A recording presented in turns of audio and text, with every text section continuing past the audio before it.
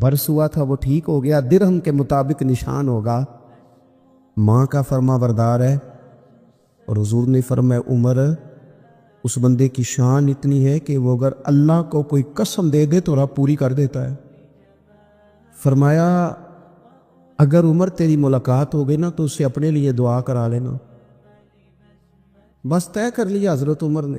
جو بندہ بھی یمن سے آئے عمر پوچھے اویس کو جانتے ہو؟ اویس کو جانتے ہو؟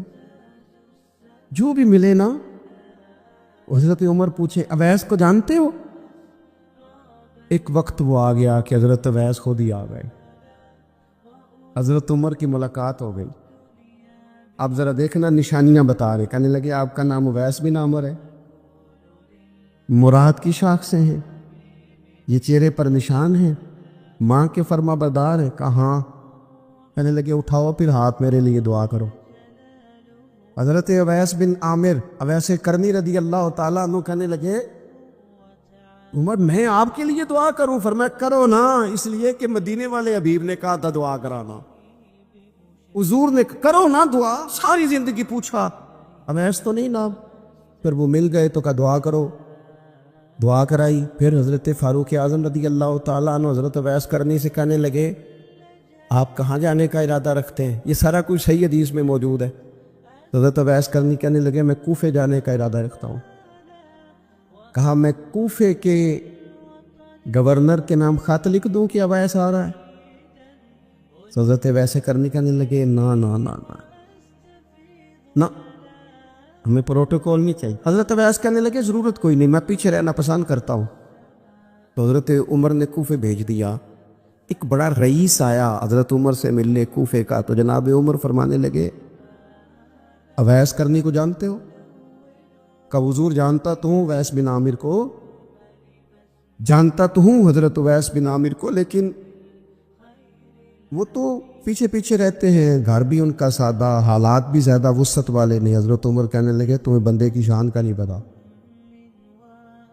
وہ بندہ حج کرنے آیا ہوا تھا مکے، حضرت عمر سے ملے، کوفے کے رئیس تھے، تو حضرت عمر کہنے لگے واپس جانا تو اس سے دعا کرا لو۔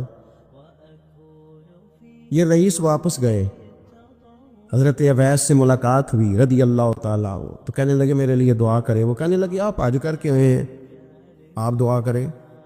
کہ نہیں آپ کریں۔ کہنے لگے آپ حج کر کے آئے ہیں، آپ کریں؟ کہنے لگے نہیں آپ کریں۔ تو حضرت اویس سمجھ گئے، کہنے لگے عمر سے مل کے آئے۔ اللہ کے حبیب علیہ السلام نے ایک لشکر روانہ کیا تھا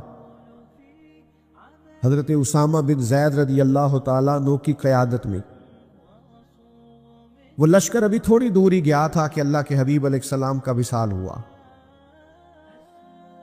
اب صحابہ اس بات پر جمع ہوئے اور جناب صدیق اکبر رضی اللہ تعالیٰ عنہ مسلمانوں کے خلیفہ مقرر ہوئے۔ اب حالات نے حضور کے وصال کے بعد ایک پلٹا کھایا، کچھ لوگ مرتد ہو گئے، کچھ زکوٰۃ کے انکاری ہو گئے،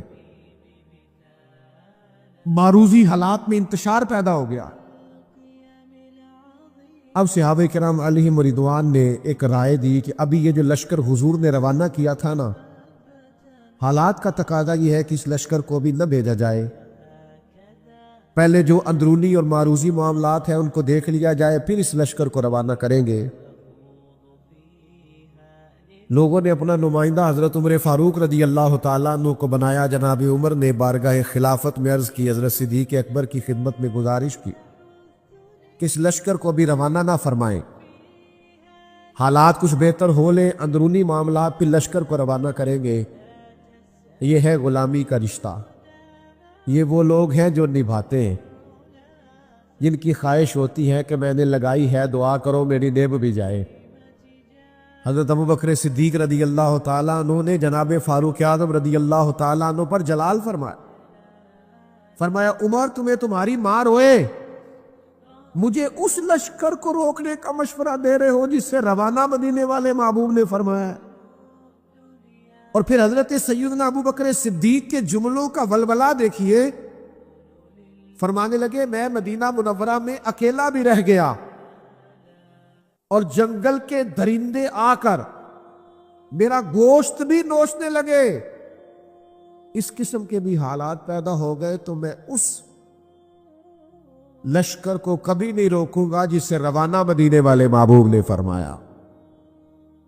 وہ جائے گا، ہم یہ رشتہ نبھائیں گے، جو بات حضور نے کر دی اس پر پہرا دیں، ہم پھر پورا ڈٹیں گے، پھر پورا اس بات پر کھڑے ہوں گے۔ جب حضور نے لشکر روانہ کیا تو بات ختم ہو گئی۔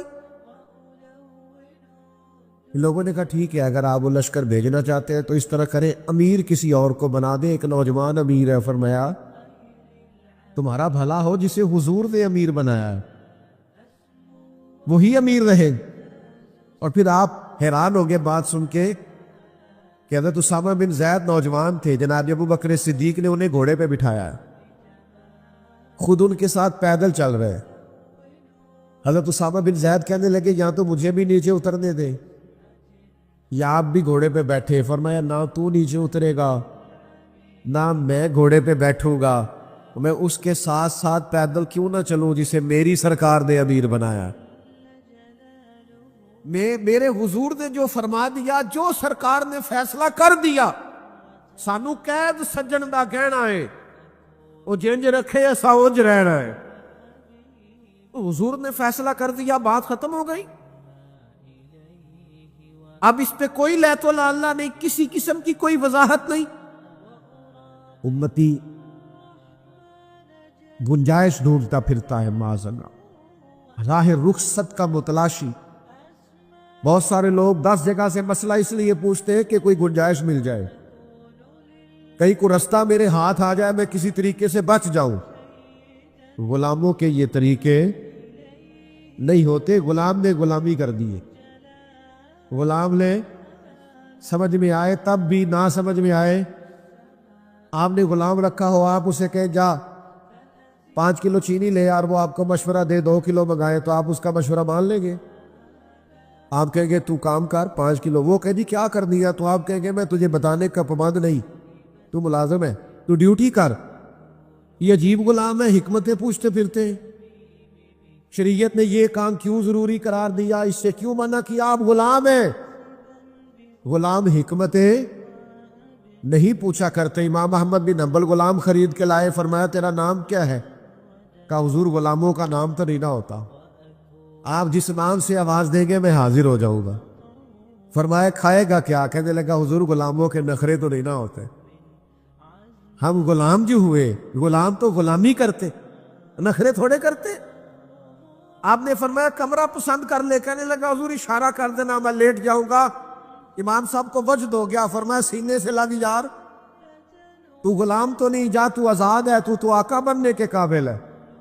راتی جاگے تے شیخ صداوے، راتی جاگ دے کتے، مالک دا دربول نہ چھڑ دے، پاویں مارو 100 جتے، ایک لقمے دا قدر پچھانن، پاویں مالک ہوون ستے، رکھا سکھا کھا، رکھا سکھا کھا، دنے جا رکھاں وچ ستے، تیتھوں اتے، اٹھ بلیا چل یار منا لے، نہیں تے بازی لے گئے نہیں کتے۔ آ جا، ورنہ غلامی کا انداز وہ دیکھے کہاں پہنچ گئے۔ میرے عزیز، چیزوں کو سمجھے، غلامی کو نبھائیں۔ حضرت ابو بکر صدیق حضرت اسامہ بن زید سے کہنے لگے چونکہ امیر لشکر آپ ہیں، اگر آپ پسند فرمائیں، مناسب سمجھے، اجازت دے تو حضرت عمر کو میرے پاس نہیں چھوڑ جاتے، میں نے ضروری مشورے کر دے۔ نے کہا امیر آپ جیسے دوستو، غلامی کا رشتہ نبھائیے، غلامی کا تعلق نبھائیے۔ او یارو، جس قوم کو عمر گزر گئی ہے ہمیں یہ کہتے ہیں کہ نماز پڑھا کرو، داڑیاں رکھ لو، خواتین کو پردہ کراؤ، جو بنیادی باتوں پر ہی عمل نہیں کرتے، میں انہیں آگے کا سبق کیا پڑھاؤں؟ اگر ہمیں سوتوں کو جگانا پڑے تو بات سمجھ میں آتی ہے، لیکن اگر جاگتوں کو جگانا پڑے تو یہ کتنا تکلیف دہ معاملہ ہے۔ آپ اس پہلو پر ضرور غور فرمائیے کہ رشتہ غلامی نبھانا ہے۔ ہم نے کلمہ پڑھ کے اپنے محبوب سے غلامی کا عہد کیا ہے، ہمیں اس رشتہ غلامی کو مضبوط بھی کرنا ہے، نبھانا بھی، آگے بھی لے کے جانا ہے۔ اور اگر ہم اس رشتے کی حساسیت کو نہیں سمجھیں گے، اس پر غور نہیں کریں گے، اپنی ترجیحات یہ نہیں بنائیں گے کہ ہمیں یہ رشتہ نبھانا ہے۔ ایک غلام تھا، اس کے آقا نے اس پر بڑا ظلم کیا، اس کی ناک کاٹ ڈالی، مسند امام احمد بن حنبل میں موجود ہے۔ وہ دروازہ رسول پہ آیا اور رو کے عرض کی، حضور میرے ساتھ یہ ہوا ہے۔ حضور نے فرمایا جا تو آج سے آزاد ہے۔ اس نے عرض کی، حضور میں آزاد تو ہو گیا ہوں، پر یہ معذوری بھی ہو گئی ہے، میرے خرچ کون اٹھائے گا، میری ضروریات کا کون خیال رکھے؟ تو نبی پاک علیہ السلام نے فرمایا اللہ اور اس کا رسول تیرے وارث بنے گے۔ پھر نہ حضور نے صحابہ کو تاکید کر دی، فرمایا اس کا خیال رکھنا، یہ پریشان نہ ہو۔ وہ حضرت صدیق اکبر کے دور میں آیا، آگے کہنے لگا آپ کو پتہ ہے نبی پاک نے میرے بارے میں کیا نصیحت فرمائی؟ جناب صدیق فرمانے لگے تو غم نہ کر، وعدہ حضور نے کیا ہے، ہم نبھائیں گے۔ تیرے تمام اخراجات، تیرے سارے معاملات، تیری تمام ضروریات کا خیال رکھا جائے۔ ہم غلام ہیں، ہم غلامی کریں گے، ہم اس رشتے کے تسلسل کو برقرار رکھیں، تجھے کوئی تکلیف نہیں آئے گی، ہم غلام ہیں نا، اس رشتے کو نبھائیں گے۔ حضرت صدیق اکبر کا وصال ہوا تو وہ سیدنا عمر کی خدمت میں آیا اور اس نے آن کر کے عرض کی، حضور میرے بارے میں کیا خیال ہے؟ تو جناب عمر فرمانے لگے خیال وہی ہے کہ حضور نے تیرے ساتھ وعدہ کیا تھا، تو جب تک عمر کی جان میں جان ہے تیری ہر ضرورت کا خیال رکھا جائے۔ ہم نبی پاک کے غلام ہیں، ہم اس رشتے کی حساسیت کو، نزاکت کو، درد کو سمجھتے ہیں، ہم اس پر پوری توجہ دیں گے، ہم اس غلامی کو نبھائیں گے۔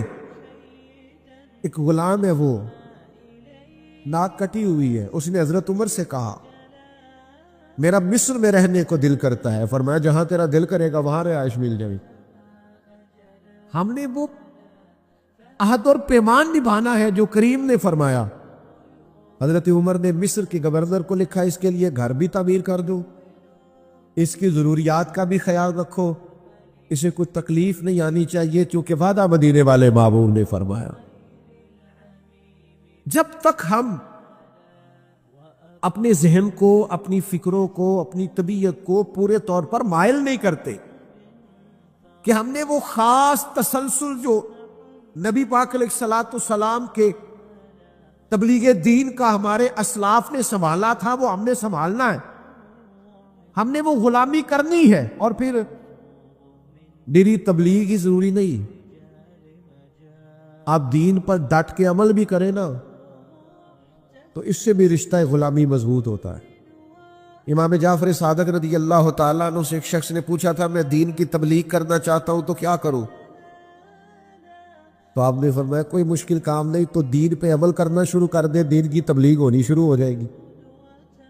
عمل کریں آپ دین پر، سنت پر، شریعت پر، احکامات نبوی صلی اللہ تعالیٰ علیہ وسلم پر عمل کریں، آپ محسوس کریں گے کہ تبلیغ ہونے لگی، اشاعت دین ہونے لگی۔ لیکن جب تک آپ عمل ہی نہیں کرتے، لا تو لا اللہ کرتے ہیں، بہانے بازی کرتے، باقی ہر چیز کا خیال ہے، یہ جو غفلت ہے نا، غفلت یہ بڑی نقصان دہ چیز ہے، یہ انسان سے تعلق رکھنے والی ہر چیز کا برا حال کر دیتی ہے۔ ہم نہ تو اب کمزور ہیں، نہ ان پڑھ ہیں، نہ چھوٹے ہیں، نہ جدید دور کے تقاضوں سے ہم نا آشنا ہیں۔ کسی شخص سے بھی آپ گفتگو کریں گے تو اللہ کے فضل سے وہ ڈھیر ساری چیزوں کا ادراک رکھتا ہے، سمجھ رکھتا ہے، شعور رکھتا ہے۔ وہ آپ کے ساتھ جب گفتگو کرتا ہے تو محسوس ہوتا ہے کہ وہ ساری چیزوں کو سمجھ رہا ہے، خطرات سے بھی آگاہ ہے، خوشخبریوں سے بھی آگاہ ہے، آنے والے وقت میں کون سی چیزیں نقصان کا باعث بن رہی ہیں اور کون سے پھول خوشبو دینے جا رہے ہیں، وہ سب چیزوں کو جانتا ہے۔ لیکن اس کے باوجود جو اتنی زیادہ کمزوری امت میں آ گئی ہے، اس قدر زیادہ ٹوٹ پھوٹ کا جو ہم شکار ہیں، تو زیادہ تر مسئلہ ہماری لاپرواہیوں کا ہے، ہم غفلتوں کا شکار ہیں۔ غفلت ایک خوفناک چیز کا نام ہے، یعنی جو بندہ پرواہ نہیں کرتا، توجہ نہیں دیتا، خیال نہیں کرتا اپنی ذمہ داریوں کا، وہ شخص فساد کا باعث بنتا ہے، وہ نقصان کرتا ہے، وہ اذیت ناک حد تک چیزوں کو لے جاتا ہے۔ آپ کو بہرحال پرواہ کرنی پڑتی ہے۔ یہ جس دور میں میں اور آپ ہیں نا، یہ لہو و لعب کا دور ہے، کھیل تماشے کا۔ کھیل تماشا ہمیشہ انسان کو لاپرواہ کر دیتا ہے۔ آپ دیکھ لیں، کل تک کھیل تماشا کسی گراؤنڈ میں جا کر کسی آلے کے ساتھ کھیلا جاتا تھا، وقت نکال کے لوگ جاتے تھے، کچھ دیر کے لیے ان کا ذہن تقسیم ہوتا تھا، گھر لوٹتے تھے، اپنی ڈیوٹی کرتے تھے۔ اب کھیل تماشے ہماری جیبوں میں آ گئے، چھوٹا آدمی، بڑا آدمی، اس سے بڑا آدمی، وہ سب اس کھیل تماشے میں مبتلا ہیں، اور وہ مذاق کی کیفیت اتنی دور چلی گئی ہے، میں بڑی معذرت کے ساتھ یہ بات عرض کرنے لگا ہوں کہ بعض اوقات بڑے بھی اس چیز کا شکار ہو کر اس طرح کی بات کرتے ہیں کہ چھوٹے ادھر ادھر دیکھ رہے ہوتے ہیں کہ کیا اس کو یہ بات کرنی چاہیے تھی، لیکن چونکہ ساری رات ساری صبح لگ ہی اس کھیل تماشے میں گئی ہے، لہو و لعب میں گئی ہے، مزاج بن گیا ہے، قوم سنجیدہ نہیں رہی۔ آپ کسی شخص سے بھی بات کر رہے ہوتے ہیں تو وہ چاہتا ہے کہ کچھ دیر میں گپ شپ کروں، کھیل تماشا کروں، شغل مغل کروں، میں گزر جاؤں۔ سنجیدگی فکر، مزاج کا ٹھہراؤ۔ اور درویشوں نے تو شکوہ کیا ہے کہ عمر بیت گئی، لوگوں کی عمر بیت گئی، ہڈیاں کمبن، گوڈے کھڑکن، اڑ گیا لک تیرا، اجے بھی گناہ تو باز نامے، واہ واہ مرد دلیرا۔ میاں صاحب کہنے لگے یہاں تک تو پہنچ گیا ہے کہ ہڈیاں کمبن اور تیرے گوڈے کھڑکن تے اڑ گیا لک تیرا، اجے بھی گناہ تو باز نامے، او واہ واہ مرد دلیرا۔ وہ تو اتنا دلیر ہو گیا کہ جب تجھے چاہیے تھا کہ اب ہی تیرے ہاتھ میں استغفار کی تسبیح آتی، اب ہی تجھے سجدے کا ذوق ہوتا۔ ہم اتنے زیادہ غفلت کا شکار ہیں، آپ یقین کریں۔ دیکھو، معافی ہوتی ہے عذر کی، معافی ہوتی ہے معذوری کی، غفلتوں کی معافی۔ جب ہم اسکول میں پڑھتے تھے، مدرسے میں پڑھتے تھے، تو جس بچے کا پتہ چل جاتا تھا نا یہ بیمار تھا، اسے مار نہیں پڑتی تھی۔ جس کا پتہ چل جاتا تھا نا کہ اس کے گھر میں کوئی پریشانی آ گئی تھی، اسے مار نہیں پڑتی تھی۔ غصہ دلانے والی بات یہ ہوتی تھی کہ گھر والے کہتے تھے کہ ہم نے تو بھیجا تھا، صبح تیار کر کے بیگ دے کے اس کو روانہ کیا تھا، اور جب پتہ چلتا تھا نا کہ یہ آیا نہیں، وہاں بیٹھ کر وقت گزارا، وہاں بیٹھ کر وقت گزارا۔ اب یہ وہ مسئلہ تھا کہ استاد اس پر یوں ہوتا تھا کہ جس طرح وہ پورے جلال میں آ گئے۔ اس بات نے انہیں اتنا غصہ دلا، وہ تو بیٹھا رہا، جان بوجھ کے نہیں آیا۔ اس کو شدید مار پڑتی تھی۔ جب ہم بڑے ہوئے، کتاب و سنت کو دیکھا تو کچھ چیزیں عجیب سی سمجھ میں آئیں۔ سیاستہ میں حدیث موجود ہے کہ صحابہ کرام علیہم رضوان فرماتے ہیں کہ ایک جنگ کا موقع تھا، تو وہ رستے بڑے سخت تھے، دشوار گزار گھاٹیاں تھیں، بڑی مشکل سے ہم نے وہ راہیں طے کی۔ ہمیں لگا کہ اس جہاد پر ہمیں بہت اجر ملے گا، اور پھر ہمارے دلوں میں یہ بھی خیال آتا تھا کہ فلاں فلاں فلاں فلاں تو صحابی آئے نہیں، وہ تو گھر میں رہے۔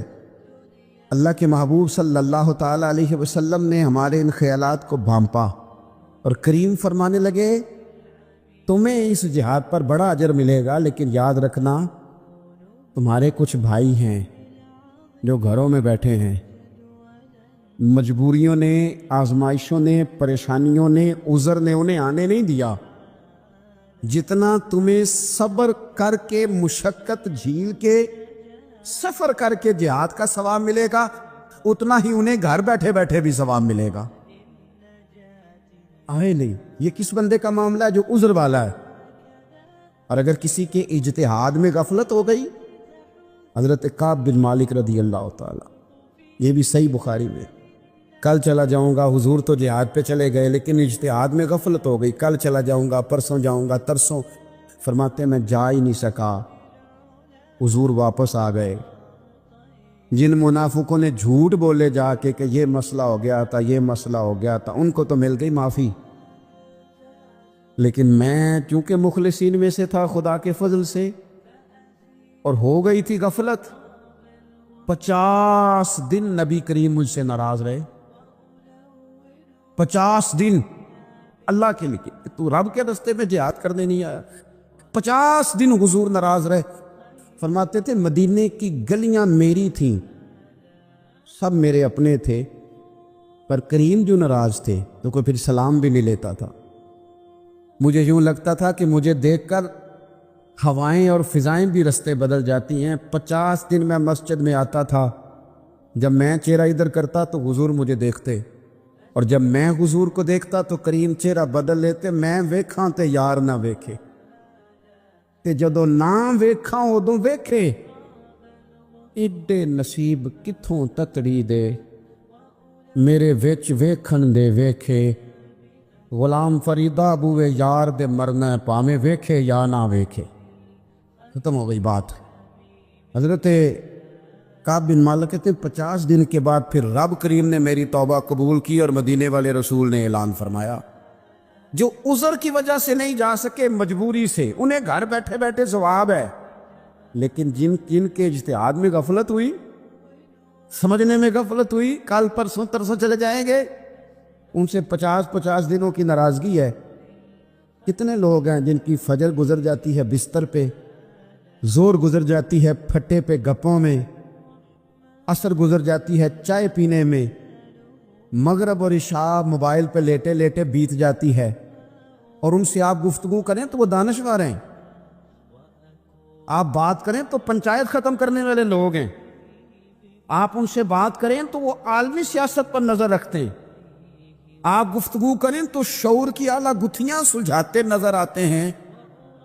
خدا مجھے ایسی خدائی نہ دے کہ اپنے سوا کچھ دکھائی نہ دے۔ یہ غفلتیں ہیں، یہ شورش ہے، یہ اپنے منہ سے خود میاں مٹھو بننا ہے۔ اس غفلت کو تھوڑا سا توڑا جائے، ورنہ زنگ لگ جاتا ہے صلاحیتوں کو۔ جو لوگ تھوڑے دن موٹر سائیکل نہیں نہ چلاتے، ان کے لیے مشکل ہو جاتا ہے پھر اس کو سٹارٹ کرنا بھی۔ ہمارے استاد کہا کرتے تھے جو لوگ پڑھاتے نہیں انہیں کتابیں بھولنے لگ جاتی ہیں، جو لوگ کوئی کام کرتے نہیں پھر وہ آہستہ آہستہ وہ زنگ آلود ہو جاتا ہے، وہ کہتے ہیں اب نہیں ہو سکتا تم سے، اب مشکل ہے۔ سجنوں، دوستوں، بزرگوں، بھائیوں، جو لوگ شروع میں عبادتوں کے عادی نہیں ہوتے، وقت ضائع کرتے ہیں، بڑھاپے میں دل کرتا ہے توبہ ہو جائے، لیکن اپنے ماتھے کو سجدے کی عادت ہی نہیں ڈالی،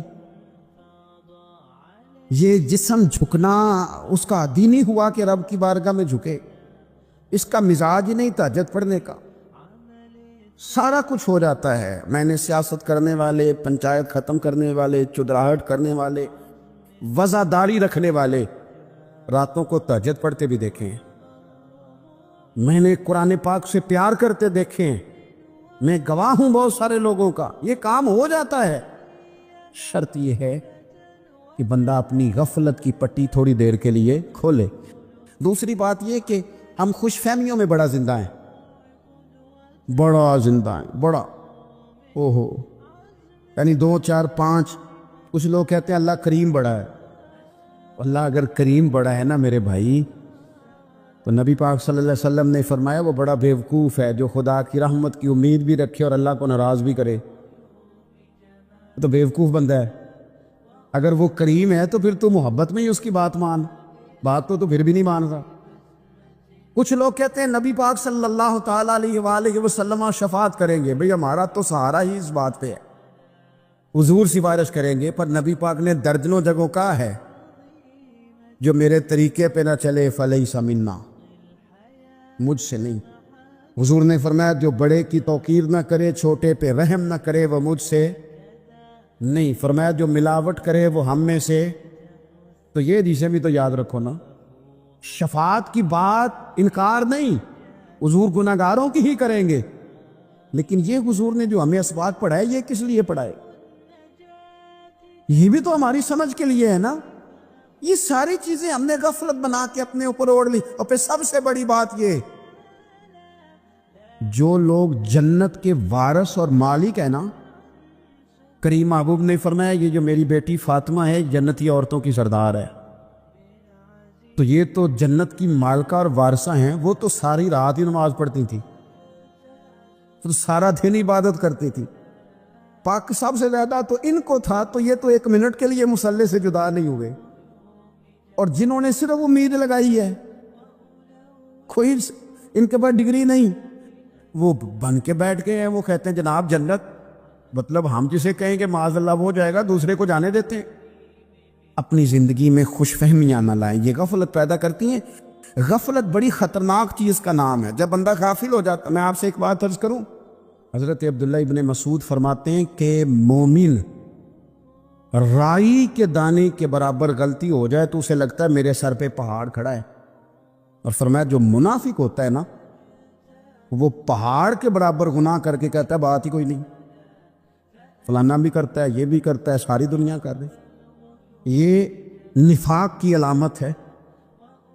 اگرچہ بعض نے اسے نفاق عملی کہا، اعتقادی نہیں کہا.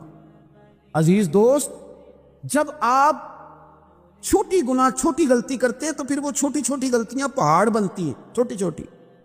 وہ حضور نے فرمایا نا، جب تو ایک گناہ کرتا ہے تو تیرے دل پہ ایک دھبا لگتا ہے، نہ توبہ کرے تو دوسرا لگتا ہے، نہ کرے تو تیسرا، پھر دل کالا سیاہ ہو جاتا ہے. چھوٹی چھوٹی غفلتیں بڑی غفلتوں کو جنم دیتی ہیں. چھوٹی چھوٹی کمزوریاں بڑی کمزوریوں کو لے کے آتی ہیں. اسی طرح بخاری مسلم میں حدیث ہے،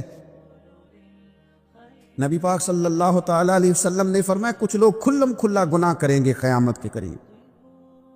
اعلانیہ، یا رسول اللہ صلی اللہ علیہ وسلم وہ کس طرح؟ تو حضور فرماتے انہوں نے رات کو غلطی کی تھی، رب نے ان کی غلطی پر پردہ ڈال دیا. انہوں نے سویرے اٹھ کے خود لوگوں کو بتانا شروع کیا، اور دیکھا میں نے رات یہ کیا، معاذ اللہ.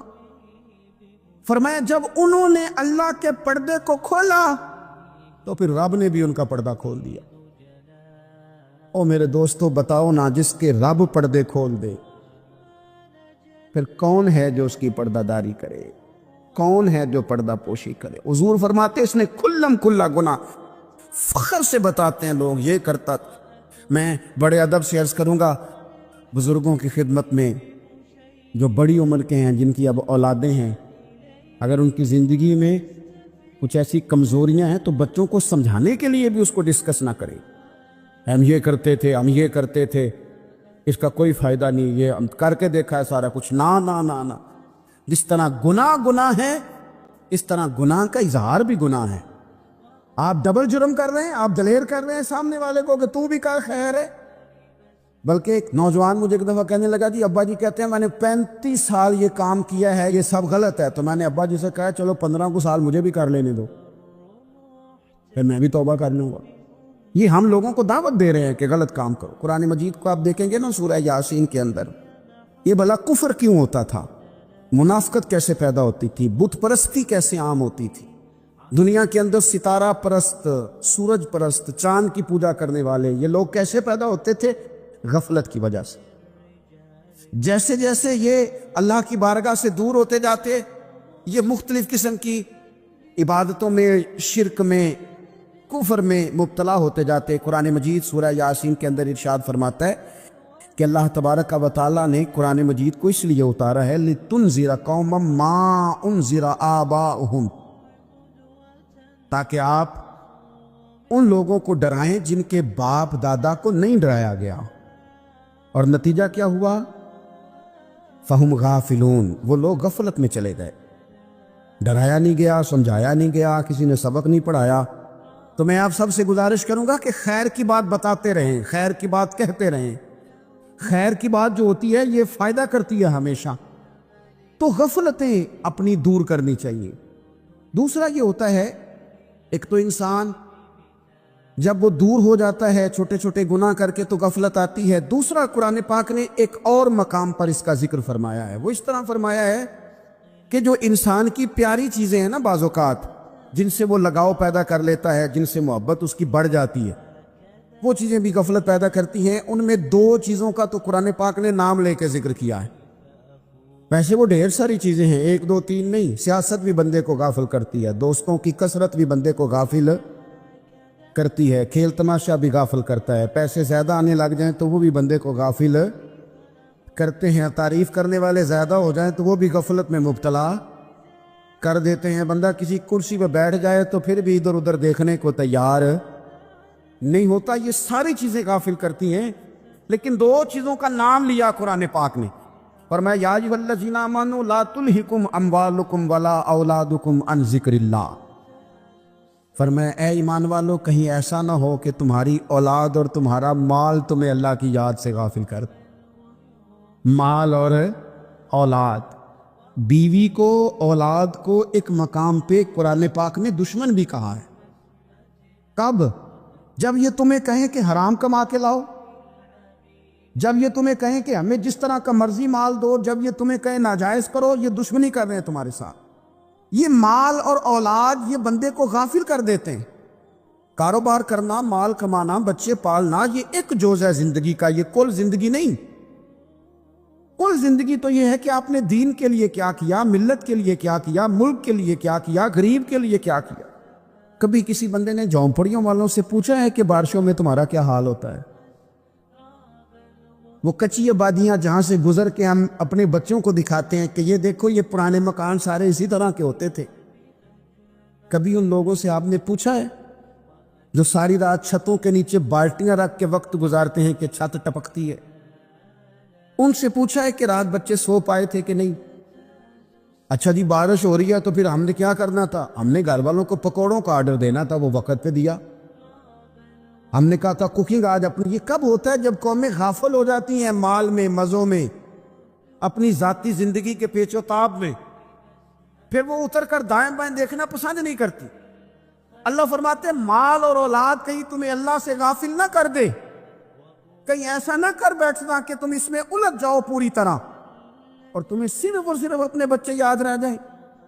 تجارت کرنی چاہیے، لیکن ہم تجارت نہیں کرتے، بانی تاجر جاتے ہیں، ہر چیز کو تجارت کی نظر سے دیکھتے ہیں۔ ڈاکٹر آپ بنے لیکن زندگی ساری ہی آپ ڈاکٹر بن کے نہ گزاریں، آپ کے کچھ اور تعلقات بھی ہیں، کچھ اور رشتے بھی، ان پر بھی تھوڑا غور کر لیں۔ غفلتیں تیزی سے آتی ہیں اور وہ آ کر کے ہمارے اوپر حاوی ہو جاتی ہیں۔ جو پرانے لوگ تھے نا غافل نہیں ہوتے تھے، بڑے بڑے لوگ اپنے آپ کو کنٹرول کرتے تھے، دیکھتے تھے کہ یہاں کوئی چیز مجھ پہ حملہ آور تو نہیں ہو رہی، فلانی چیز کہیں میرے اوپر زیادہ قبضہ تو نہیں کر رہی۔ وہ پھر ان چیزوں سے اپنے آپ کو بچاتے تھے۔ نفسانی خواہشات کا غلبہ یا دوستوں کی تعریفیں یا ادھر ادھر کی چیزیں، وہ اپنے آپ کو تیزی سے اس سے بچاتے۔ اس رستے سے اجتناب کرو جو رستہ غفلت لاتا ہے، جو رستہ تکلیف میں مبتلا کرتا ہے۔ جو دم غافل سو دم کافر، سانو تے مرشد ہوئی پڑھایا ہو، ہمیں تو یہ سبق دیا گیا۔ مجھے کہہ لینے دیں، ہم میں سے ڈھیر سارے لوگ ہیں، پلٹ کر اپنی زندگی دیکھیں، اپنے آپ پر غور کریں تو ہم اتنے قابل تھے کہ شاید ہمیں کوئی اپنے دروازے پر چوکیدار بھی نہ رکھتا، لیکن جب اس نے نواز دیا تو ہمارے لہجے ہی بدل گئے، ہمارا انداز ہی کچھ اور ہو گیا۔ شاید کوئی ہم سے سلام بھی نہ لیتا، لیکن جب اللہ نے نواز دیا تو لفظ اور جملوں کے اندر پھر ہمارے وہ رنگ آ گیا جو نہیں ہونا چاہیے تھا۔ کیوں؟ کہ مال آیا تو غفلت لایا۔ حضرت عمر فاروق کے زمانے میں جب مال آتا تھا تو وہ رویا کرتے تھے، فرماتے تھے جہاں جی آتا ہے وہاں غفلت بھی آتی ہے۔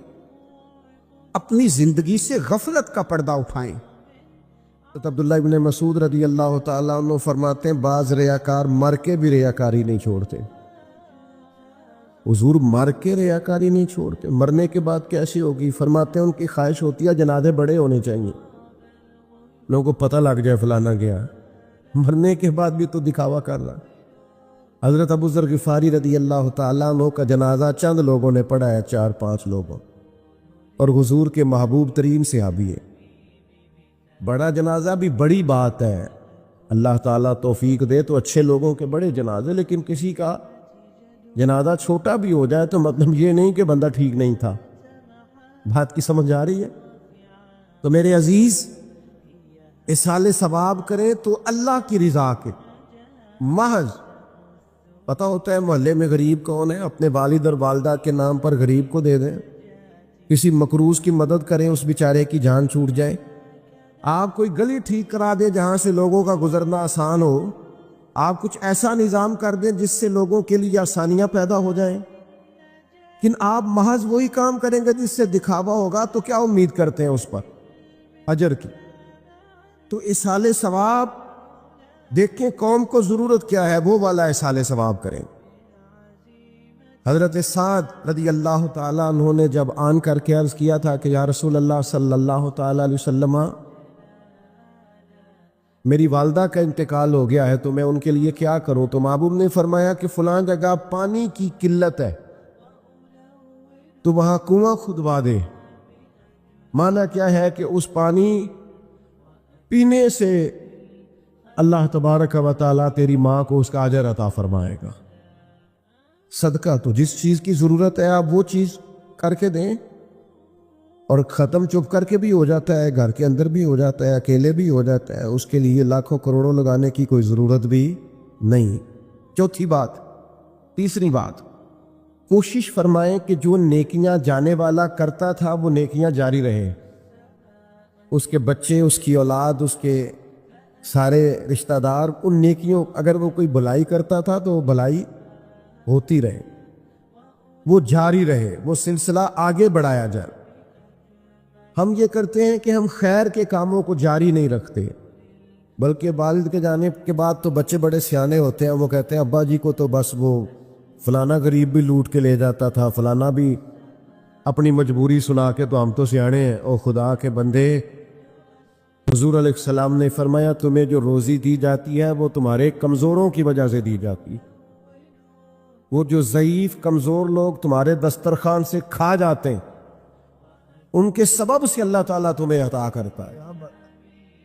تو اس لیے یہ تو کوئی طریقہ نہیں ہے کہ آپ کے بزرگ خیر کا کام کرتے تھے آپ نے چھوڑ دیا، تو آپ ایک کام یہ کریں کہ ان کی نیکیاں جاری رکھیں۔ اور چوتھی بات یہ کہ ان کے لیے دعا کریں۔ دعا ہمیں حضرت ابراہیم نے سکھائی ہے، سورہ ابراہیم میں موجود ہے، ربنا اغفر لی ولوالدی، یا اللہ مجھے بھی بخش دے اور میرے ماں باپ کو بھی، وللمؤمنین یوم یقوم الحساب، اور جس دن تو حساب لے اس دن سارے مومنوں کی بخشش فرما دے۔ ایک شخص نے نا حضور علیہ السلام کے سامنے دعا مانگی، اللہ مجھ پہ رحم فرما اور اپنے نبی پہ رحم فرما۔ حضور فرمانے لگے تو نے اللہ کی رحمت کو محدود کیوں کر دیا ہے؟ تو کہہ سارے مومنوں پہ رحم فرما، سب پہ رحم فرما۔ بھائی سب کے لیے دعا مانگیں۔ یہ 2-4 بچوں کا موبائل کا مسئلہ رہ گیا، باقیوں کا بیٹا بیٹھ جاؤ، پیارے بیٹے بیٹھ جاؤ، پتر بیٹھ جاؤ، آپ بھی بیٹھ جاؤ بیٹے، آپ بیٹھ کے بنائیں، اس میں کیا رہ جائے، کھڑے ہوتے ہیں بیٹا تو پچھلوں کو دقت ہوتی ہے۔ سنو، زیادہ غور سے سنو، میں تھوڑی تقریر کرنے والا مولوی ہوں، لیکن یہ اللہ کا فضل ہے کہ میں اگر 20 منٹ بات کروں گا تو اس 20 منٹ کے اندر آپ کو 20 سبق ضرور حاصل ہوں گے انشاءاللہ تعالی۔ ہاں، وہ کوشش ہوگی کہ وہ جتنی بات ہے وہ تربیتی ہے۔ وہ بعض دوستوں کا خیال ہوتا ہے لمبی تقریر کرے، میں کیا ہوتے وہ بندہ کر سکتا ہے جنہیں ایک شعر ہی 20 منٹ پڑھنا ہوئے، اجے مزہ نہیں آیا، اجے دوبارہ پڑھو، اجے رل کے پڑھو، تو وہ تو پھر 1.5 گھنٹہ بھی کام چل سکتا ہے۔ تو جس نے ٹو دی پوائنٹ بات کرنی ہو اس کے لیے تو 10 منٹ بھی بڑے ہوتے ہیں، اور ویسے بھی تقریریں پیٹ بھرنے کے لیے نہیں ہوتی، عمل کرنے کے لیے ہوتی۔ اب تو میں ویسے بھی ذرا مصروف زیادہ ہو گیا ہوں، بہت ساری جگہوں پہ جا نہیں پاتا، تو ایک جگہ میں گیا تو ایک بزرگ مجھے کہنے لگے پچھلی دفعہ تسی 40 منٹ تقریر کی تھی، حید کی زیادہ کر دی۔ میں کہا 40 منٹ والی تھی، عمل ہو گیا جی۔ تو اگر تقریریں کانوں کی لذت کے لیے سننی ہے تو سنتے رہیں، پھر تو کئی راتیں لوگ جلسے سنتے۔ مقصود کیا ہے، نتیجہ کیا ہے؟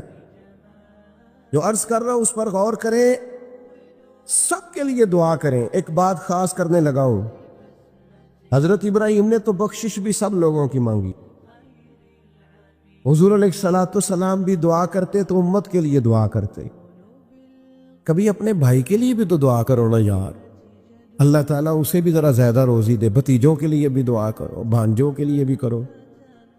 توجہ ہے آپ کی میری بات؟ ادھر دیکھیں جی، غور کریں بات۔ ویسے دعا کرنی چاہیے کہ نہیں محلے داروں کے لیے کہ یا اللہ ادھر اللہ پڑوسی بھی امیر کر دے، ایس پاسے اللہ بھی ہنس دے ہو ہاں نہ نہیں کر دے، یہ دعا مانگنی چاہیے کہ یا اللہ میرے پڑوسیوں کو، نہیں آپ بول ہی نہیں رہے، تسا کتوں منگنی دعا؟ منگنی چاہیے نا، مانگتے ہیں ہم۔ ایسی ہوا چلی ہے کہ ہر شخص سوچتا ہے تمام شہر جلے بس ایک میرا گھر نہ جلے۔ او خدا کے بندے کبھی محدود نہ کر خدا کی رحمت، سب کے لیے مانگ اس سے، وہ بڑا کریم ہے، تو کہ یا اللہ سب کو دے اور سب کے صدقے ہمیں بھی دے۔ لیکن ہم نہ دعاؤں میں بھی اپنا ظرف اور حوصلہ بڑا نہیں کرتے، گنجائش پیدا نہیں کرتے۔ دیکھو داتا گنج بخش علی اجویری رحمت اللہ علیہ نے لکھا ہے کہ ایک بندہ نا حج کرنے گیا تو ہر جگہ دعا مانگتا تھا، یا اللہ میرے دوستوں کو نیک کر دے، یا اللہ میرے دوستوں کو نیک کر دے۔ عرفات میں بھی، مینا میں بھی، مزدلفہ میں بھی، بیت اللہ شریف کے پاس بھی، ہر جگہ یا اللہ میرے دوستوں کو اچھا کر دے۔ ایک بندے نے اسے کہا یار یہ عجیب دعا کرتا ہے تو، میرے دوستوں کو نیک کر دے، اپنے لیے بھی تو مانگنا۔ تو کہنے لگا اللہ کے بندے میں ہر وقت دوستوں کے بیچ رہتا ہوں، اگر وہ نیک ہو گئے تو میں بھی انشاءاللہ ہو جاؤں گا۔ ان کی صحبت میرے اوپر بھی اچھا اثر ڈالے گی چونکہ رہتا جو ان کے بیچ ہوں۔ ہمارا علاقہ امیر ہو گیا تو انشاءاللہ ہم بھی ہو ہی جائیں گے، لوگوں کے رزق میں برکت ہوگی تو ہمارے رزق میں بھی تھوڑا سا نا کشادہ دل کریں ہر معاملے میں۔ اور سنیں حدیث پاک، نبی کریم علیہ الصلوۃ والسلام نے فرمایا جو دعا اپنے بھائی کی غیر موجودگی میں اس کے لیے مانگی جاتی ہے نا، اللہ وہ دعا جلدی قبول فرماتا ہے۔ اور حضور فرماتے ہیں جب تم اپنے بھائی کی غیر موجودگی میں اس کے لیے دعا مانگتے ہو، اللہ تمہارے سرانے فرشتہ کھڑا کرتا ہے اور فرشتہ کہتا ہے مالک جو یہ اس کے لیے مانگ رہا ہے پہلے اسے عطا فرما۔ تو کیسی سعادت کی بات، لیکن سینہ کشادہ کرنا پڑے گا، دل بڑا کرنا پڑے گا، حوصلہ بڑا کرنا پڑے گا۔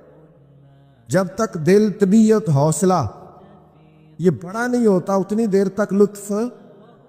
حضور کی ساری امت کے لیے دعا مانگیں کہ اے اللہ جتنے خوش عقیدہ ہیں محبوب کے غلام سب کو جنت عطا فرما، سب کے لیے کھول دے دروازے جنت کے۔ دعا اللہ کی، اچھا پھر دعا مانگنی بھی ذرا ذوق سے چاہیے۔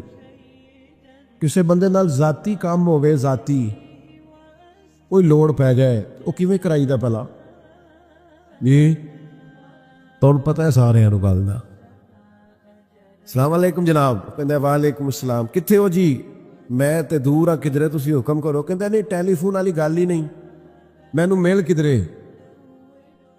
اور رات کو کسی وقت کہتا میں 2 بجے آؤں گا، میں جاگنا یار مجبوری بڑی ہے، تو پاویں 3 بجے آ مینوں مل کے سویں۔ پھر اس کو جا کے مجبوری بتاتے ہیں، کلیاں قسمیں اٹھاتے ہیں، اور یہ بھی اس کو کہتے ہیں بار بار کہ میں سارے دوستاں سنگیاں ساتھیاں ساکاں نو آنکھ بیٹھا، تیرے تو بغیر گل کو نہیں سنی کسی بھی۔